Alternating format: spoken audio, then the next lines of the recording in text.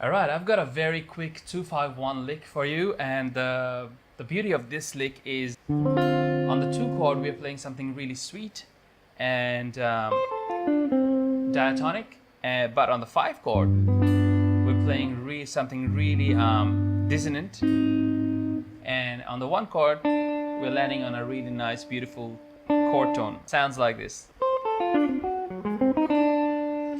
Alright, so it's a 2-5-1 on the key of C. Okay, so you've got your D minor, G7, and C.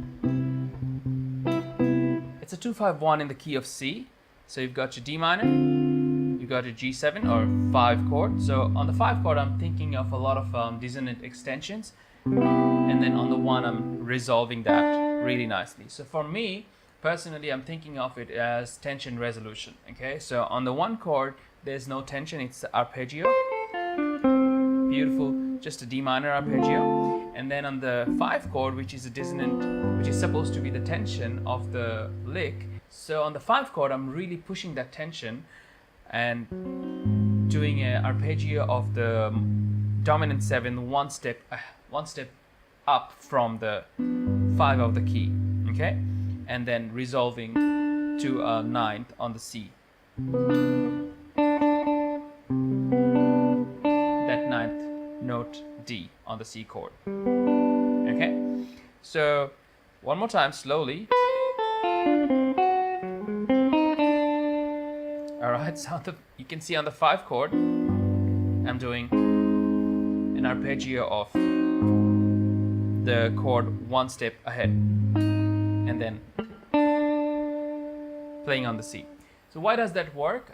There's a lot of explanation which goes into music theory, but for me personally, the simplest way to explain that is tension and resolution, right? So on the 2 chord, I've got no tension at all.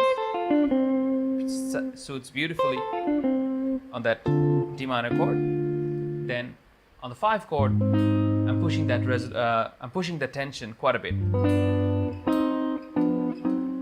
Because I'm pushing that tension really hard, when I resolve this chord, it sounds way beautiful. Okay?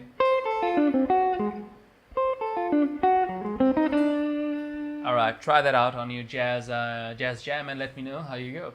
And if you enjoy this kind of quick licks, let me know. Leave me a comment below and subscribe if you can. Okay? Cheers. And